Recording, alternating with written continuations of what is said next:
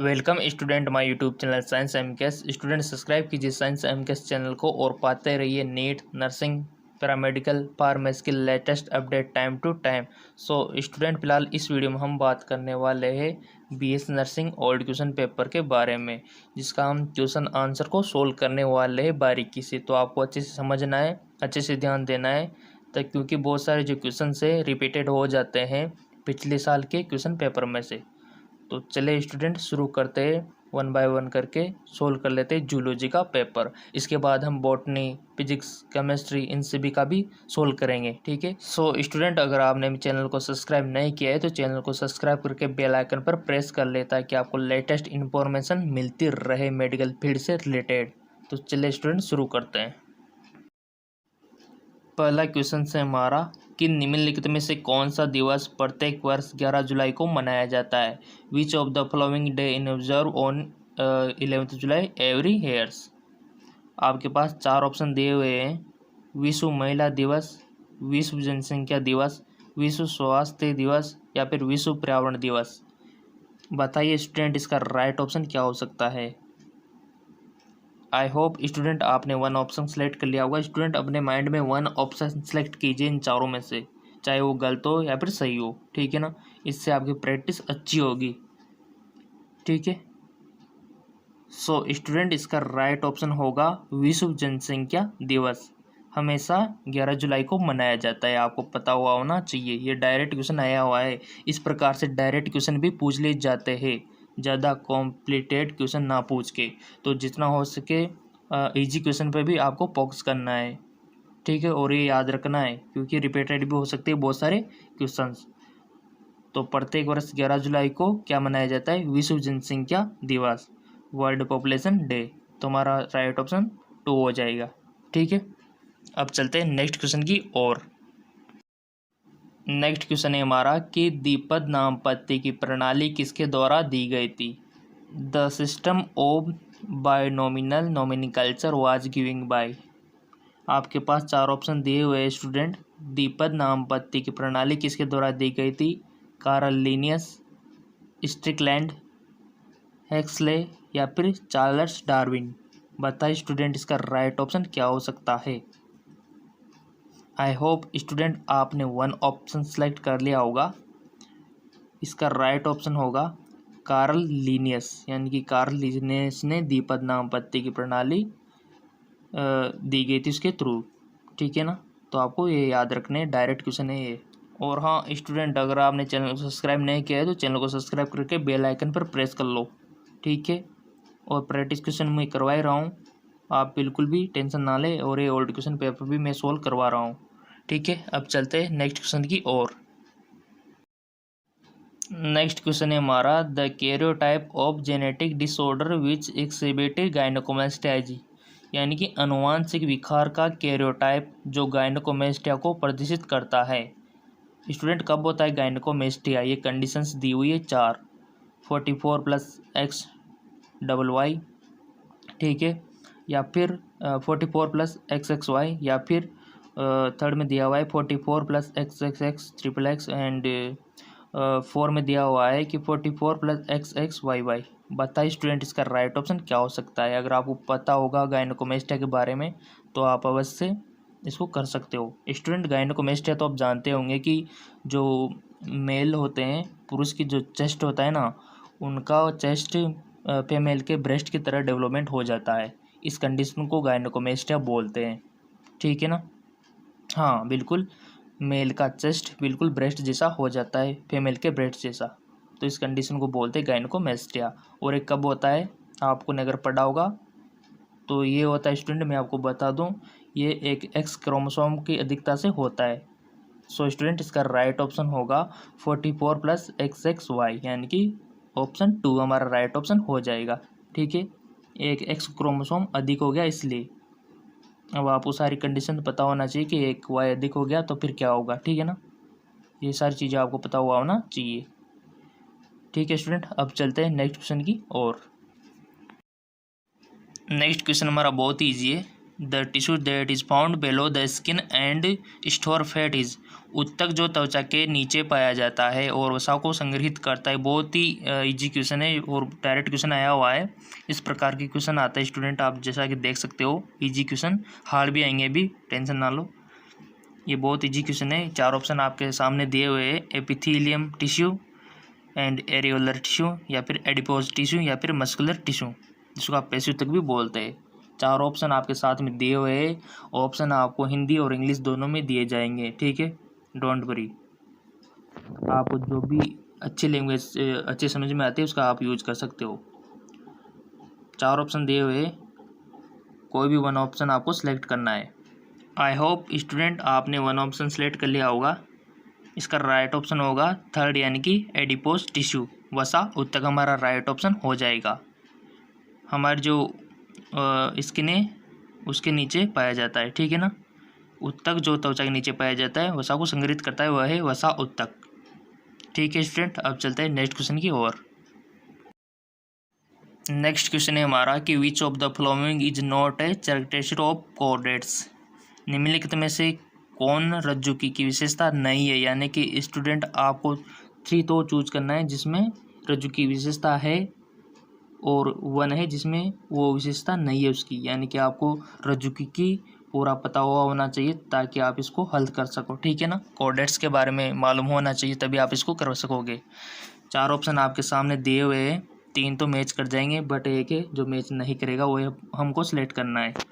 Option first post anal tail present, second है हमारा heritage ventral, third है हमारा वेंट्रल सेंट्रल नर्वस सिस्टम, और फोर्थ है हमारा नोटोकॉर्ड इज प्रेजेंट।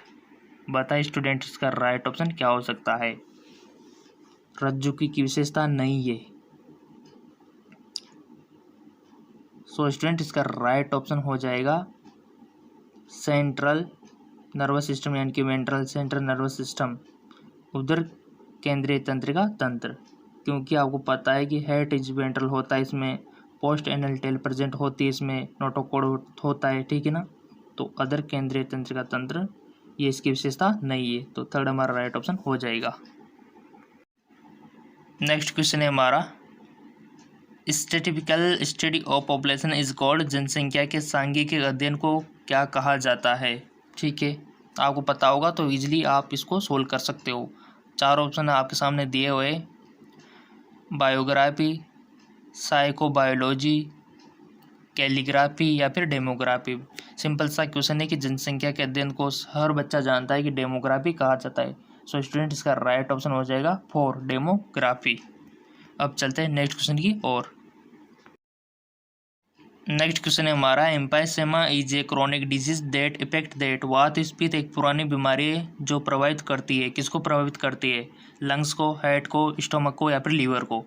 सीधा सा क्वेश्चन है स्टूडेंट, बताइए इसका राइट ऑप्शन क्या हो सकता है। आई होप स्टूडेंट आपने 1 ऑप्शन सेलेक्ट कर लिया होगा। इसका राइट ऑप्शन होगा फर्स्ट लंग, फेफड़े, यानी कि वात स्फीत किसको इफेक्ट करती है, फेफड़े को इफेक्ट करती है, लंग्स को, ठीक है ना। अब चलते हैं नेक्स्ट क्वेश्चन की ओर। नेक्स्ट क्वेश्चन है हमारा 2 genetically different organism show similar adaptation due to. 2 अनुवांशिक रूप से भिन्न जीव निम्न में से किसके कारण अनुरूप अनुकूलन दिखाई देते, समान अनुकूलन दिखाई देते, बताइए। आपके पास 4 ऑप्शन दिए हुए हैं, म्यूटेशन, क्यूमुलेशन, कन्वर्जेंट एवोल्यूशन, या फिर डाइवर्जेंट एवोल्यूशन। उत्परिवर्तन, सह विकास, अभिसारी विकास, या फिर अपसारी विकास। 4 ऑप्शन आपके सामने दिए हुए हैं। आई होप स्टूडेंट आपने 1 ऑप्शन सेलेक्ट कर लिया होगा।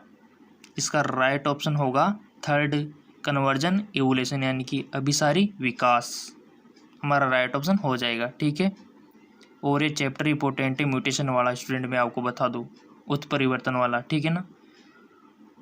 अब चलते हैं नेक्स्ट क्वेश्चन की ओर। नेक्स्ट क्वेश्चन है हमारा a drug addict in exhibit which of the following withdrawal सिम्टॉम।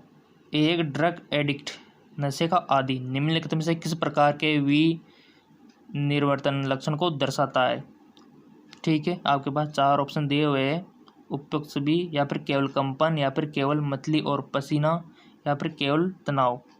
बताइए स्टूडेंट इसका राइट ऑप्शन क्या हो सकता है। अगर आपको नहीं भी आ रहा है फिर भी आपके माइंड में वन ऑप्शन सेलेक्ट कर लीजिए, क्योंकि आपके लिए हेल्पफुल रहेगा। बाद में जब मैं इसका आंसर बताऊंगा तो आप कंपैरिजन कर लेना कि वो सही था या फिर गलत था। इससे आपकी प्रैक्टिस अच्छी होगी और आपको याद भी रहेगा, ठीक है ना। आई होप आपने वन ऑप्शन सेलेक्ट कर लिया होगा स्टूडेंट। इसका राइट ऑप्शन होगा उपयुक्त सभी, यानी कि इसमें तीनों सही है, ठीक है। फर्स्ट ऑप्शन हमारा सही हो जाएगा। अब चलते हैं नेक्स्ट क्वेश्चन की ओर।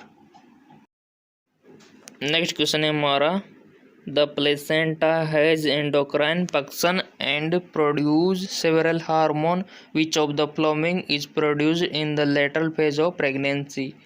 प्लेसेंटा का अंतःस्रावी कार्य होता है और यह कई हार्मोन पैदा करता है। निम्नलिखित में से कौन गर्भावस्था के पश्चात चरण में उत्पन्न होता है? कौन सा हार्मोन? बताइए स्टूडेंट। आपके सामने चार ऑप्शन है, प्रोजेस्टेरोन, एस्ट्रोजन या फिर रिलैक्सिन या फिर ह्यूमन कोरोनिक गोनेडोट्रोपिन। बताइए। पश्चात चरण की पूछ रहा है, थोड़ा सा ध्यान रखना है कि स्टेज कौन सी पूछी हुई है यहाँ पे, ठीक है ना। आई होप स्टूडेंट आपने वन ऑप्शन सेलेक्ट कर लिया होगा। इसका राइट ऑप्शन हो जाएगा हमारा रिलैक्सिन, ठीक है। पश्चात चरण में रिलैक्सिन हार्मोन रिलीज होता है। अब चलते हैं नेक्स्ट क्वेश्चन की ओर। नेक्स्ट क्वेश्चन है हमारा, peptic cell in the gastric gland secrete. Gastric ग्रंथियों में पेप्टिक सेल स्रावित करती है। आपके सामने चार ऑप्शन दिए हुए, इंट्रिंसिक फैक्टर, म्यूकस, HCl या फिर पेप्सिनोजन। बताइए स्टूडेंट इसका राइट ऑप्शन क्या हो सकता है? आई होप आपने वन ऑप्शन सेलेक्ट कर लिया होगा। इसका राइट ऑप्शन होगा पेप्सिनोजन, यानी कि ऑप्शन 4 हमारा राइट ऑप्शन हो जाएगा, ठीक है। डायरेक्ट क्वेश्चन है, आपने पढ़ा होगा डाइजेशन सिस्टम तो इजीली इसको कर सकोगे, ठीक है ना। अगर नहीं पढ़ा होगा तो आपको दिक्कत हो सकती है। और हाँ स्टूडेंट, अगर आपको PDF चाहिए इसका तो आप कमेंट कर सकते हो। जितने ज़्यादा कमेंट आएंगे मैं उतना ही जल्दी इसका PDF आपको अवेलेबल करा दूंगा, ठीक है। अब चलते हैं नेक्स्ट क्वेश्चन की ओर। नेक्स्ट क्वेश्चन हमारा बहुत ही इंपॉर्टेंट है स्टूडेंट, बहुत ही इंपॉर्टेंट, और ये इसमें दिमाग लगाने वाली भी बात है, ठीक है ना। वो है कि Plasmodium required two host to complete its life cycle in which host does the gamete production take place. Plasmodium को अपने जीवन चक्र को पूरा करने के लिए दो मेजबानों की आवश्यकता होती है। युग्मक उत्पादन किस मेजबान में होता है? मच्छर में होता है या फिर मनुष्य में होता है? अगर आपको दोनों, मच्छर में कौन कौन सी प्रोसेस होती है, मॉस्किटो में, और ह्यूमन में कौन कौन सी प्रोसेस होती है, अगर आपको ये पता होगा ना स्टूडेंट तो आप 100% इस क्वेश्चन को कर सकते हो, ठीक है ना। तो बताइए स्टूडेंट इसका राइट ऑप्शन क्या हो सकता है? आपके सामने चार ऑप्शन दिए हुए हैं, या इनमें से कोई नहीं, या फिर मादा एनाफिलीज मच्छर में होती है, या फिर नर एनाफिलीज मच्छर में होती है, या फिर मानव में होती है। बताइए स्टूडेंट इसका राइट ऑप्शन क्या हो सकता है? आई होप स्टूडेंट आपने वन ऑप्शन सेलेक्ट कर लिया होगा। इसका राइट ऑप्शन होगा मानव, यानी कि ऑप्शन 4 हमारा राइट ऑप्शन हो जाएगा। बट स्टूडेंट मैं आपको बता दूं, आपको दोनों प्रोसेस याद होना चाहिए, मॉस्किटो वाली और ह्यूमन वाली, ठीक है। अब ये क्वेश्चन इसी प्रकार से भी आ सकता था कि युग्मक जो गैमेट होती है वो कहाँ पर बनता है, ह्यूमन में या फिर मॉस्किटो में, तो बनता है मॉस्किटो में, ठीक है। और हाँ स्टूडेंट, ये क्वेश्चन एक तरीके से और बन सकता था कि फर्टिलाइजेशन की जो प्रोसेस होती है निषेचन की, वो किस में संपन्न होती है, डन होती है, ह्यूमन में या फिर मॉस्किटो में। सो स्टूडेंट वो होती है मॉस्किटो में, ठीक है ना। स्पोरोजोट से लेकर जहाँ तक उसके ओकाइनेट्स बनते हैं वो सारी प्रोसेस आपको पता हुआ होना चाहिए। आपकी हेल्प के लिए मैं एक डायग्राम आपको एक्सप्लेन कर देता हूँ जिससे कि आप याद रख सको, ठीक है ना। जैसा कि स्टूडेंट आप स्क्रीन पर देख पा रहे होंगे, cycle in mosquito, cycle in human, ये दो स्टेज है, right side and left side, ये दोनों आपको पता हुआ होना चाहिए। चाहे तो आप इसका स्क्रीनशॉट ले सकते हो समझने के लिए, ठीक है ना। इसके थ्रू आपको पूरा प्रोसेस समझ में आ जाएगा। अब चलते हैं नेक्स्ट क्वेश्चन की ओर। नेक्स्ट क्वेश्चन है हमारा, the substance to be added to the blood sample drawn from the patient for analysis of blood corpuscles and plasma it. रक्त कणिकाओं और प्लाज्मा के विश्लेषण हेतु रोगी से निकाले गए रक्त के नमूने में जोड़ा जाने वाला पदार्थ कौन सा है? Option A heparin, option B sodium oxalate, option C बर्फ का टुकड़ा, ऑप्शन 4 कैल्शियम कार्बोनेट। स्टूडेंट बर्फ का टुकड़ा तो हो ही नहीं सकता, इसको तो आप कट कर सकते हो, ठीक है ना। और इसके बाद 3 ऑप्शन बचे हुए, उनमें से आपको सिलेक्ट करना है। आई होप स्टूडेंट आपने 1 ऑप्शन सेलेक्ट कर लिया होगा। इसका राइट ऑप्शन होगा हिपेरिन। स्टूडेंट हिपेरिन जो होता है वो ब्लड क्लॉटिंग नहीं होने देता है, ठीक है ना। तो आपको ये भी पता रखना है, बहुत सी जगह यूज किया जाता है इसका, ताकि क्लॉटिंग होने से बच जाए।